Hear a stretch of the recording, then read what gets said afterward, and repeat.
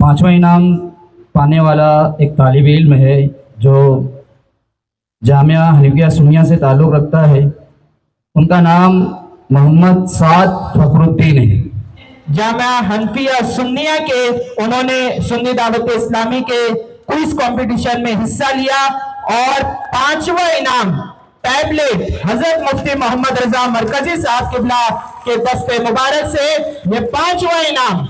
चौथा जो इनाम है मदरसा अहले सुन्नत अशरफिया अमीनुल उलूम की तालिबा है आयशा सिद्दीका मोहम्मद मुस्तकीम।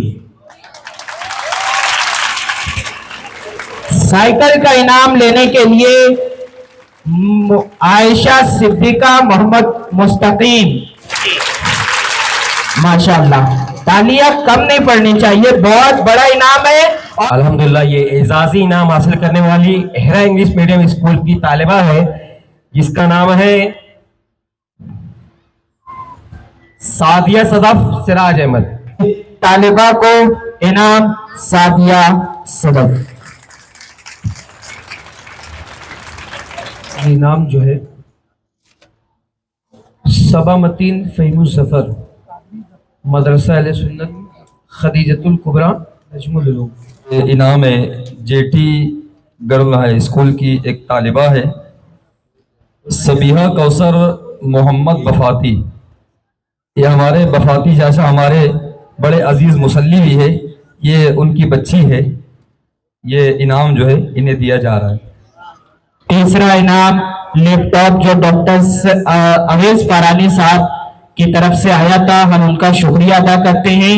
और ये लैपटॉप का इनाम कायदे मोहतरम हजरत मौलाना सैयद अमीनुल कादरी साहब किबला के दस्ते मुबारक से ई बाइक का ये दूसरा इनाम हजरत मौलाना सैयद अमीनुल कादरी साहब किबला ने जो चिट्ठी उठाई है, ई बाइक अम्ब्रेन निकट शेख अमीन। पहला इनाम जिस खुशनसीब ने हासिल किया है वो खुशनसीब नहीं बल्कि खुश नसीबा है। सुभान अल्लाह।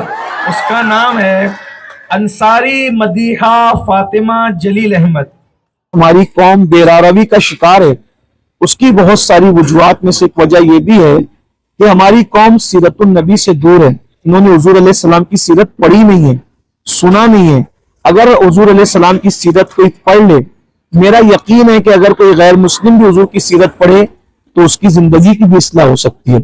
उसके भी आदात, अखलाक, बोलना चालना, उठना बैठना, खाना पीना ये तब्दील हो सकता है।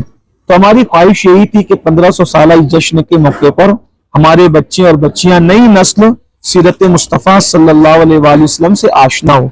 इस सिलसिले में हमने ये प्लान किया और अल्हम्दुलिल्लाह अल्लाह ने हमें इसमें कामयाबी अता की कि HDI अल कुरान एकेडमी जो असरी उलूम में हमारे ये नौजवान काम करते हैं, तो इनको लेकर के हमने प्लान किया। और गुलदस्ता सीरतुन नबी ये मुख्तसर सी किताब है, चंद जो वो दर्जन सफ़ात पर मुश्तमिल है, तकरीबन 100 से कुछ ज़ायद सफ़ात इसके हैं।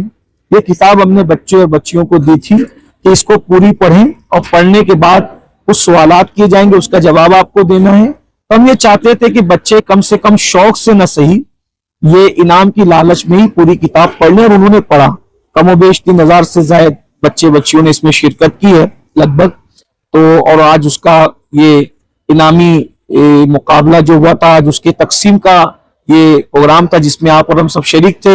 अभी वो खत्म हुआ और पहला इनाम एक खुशनसीब बच्ची को उम्रा की शक्ल में दिया गया है।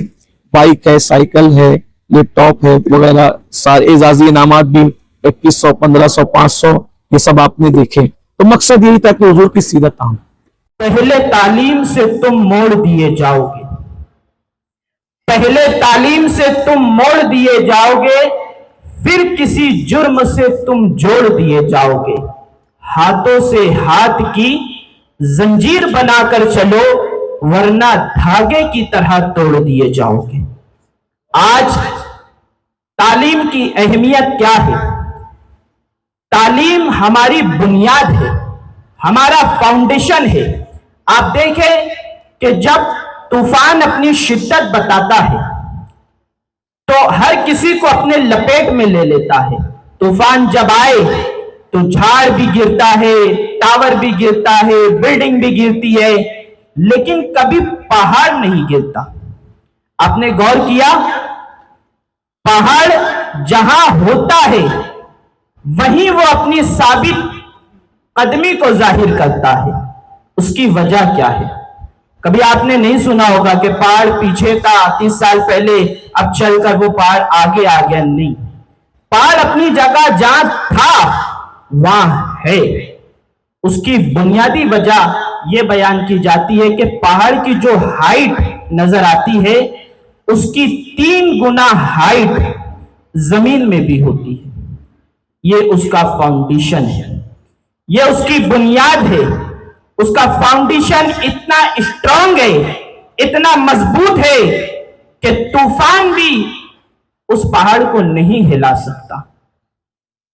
تو آج انسانوں کا جو فاؤنڈیشن ہے، جو بنیاد ہے، وہ تعلیم ہے، وہ ایجوکیشن ہے. 20 سال زندگی کے، اور اگر پوسٹ گریجویشن تک جانے تو 22 سال زندگی کے تعلیم میں اگر انسان نے گزار دیا تو اس کا فاؤنڈیشن اتنا مضبوط ہو جائے گا کہ اسے کوئی نہیں ہلا سکتا.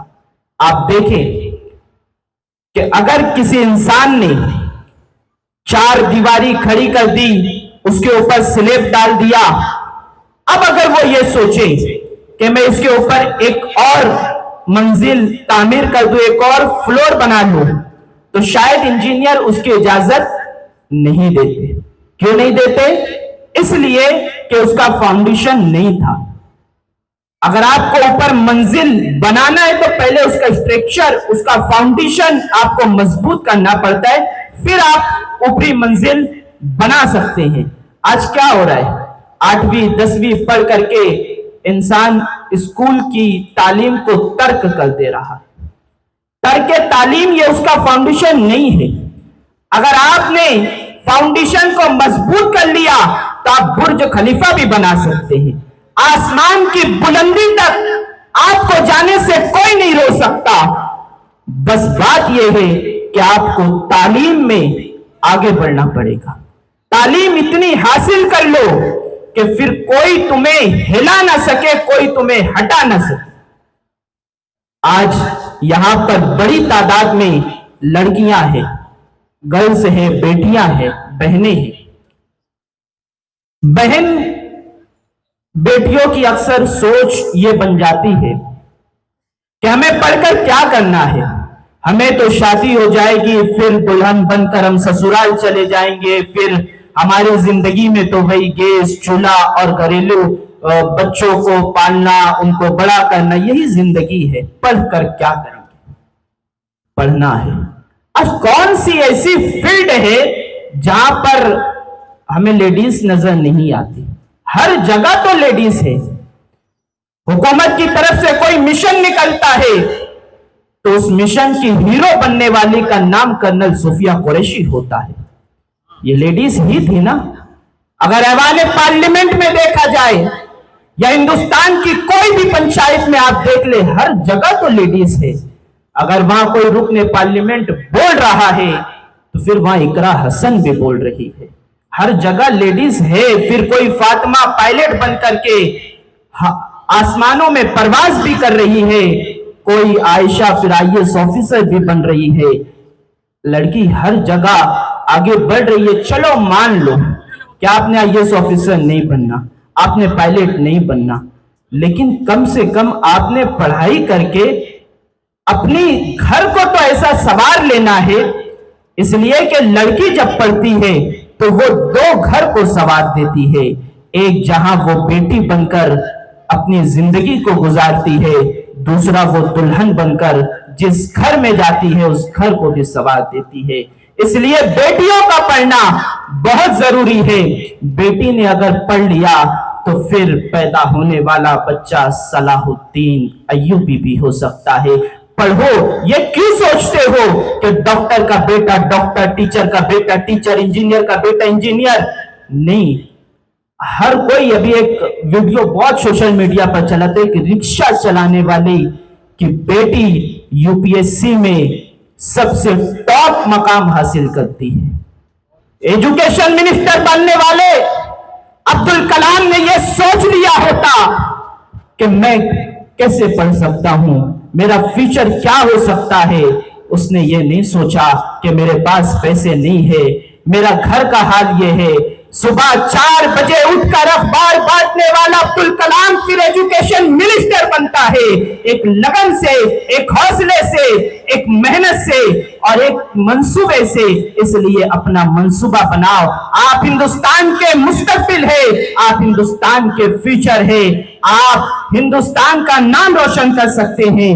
अब वक्त बहुत हुआ, आप लोग बड़ी तादाद में आए हैं। मैं आप तमाम लोगों का शुक्रिया अदा करते हुए मेरे कायदे मोहतरम की बारगाह में चलता हूं, जिनकी तकरीरों को सुनकर, जिनकी सोहबतों में बैठ करके हम बोलना सीखे और आज माइक पर खड़े होकर बोल रहे हैं, तो कायदे मोहतरम सुभान अल्लाह कहकर हमारी हौसला अफजाई भी कर रहे हैं।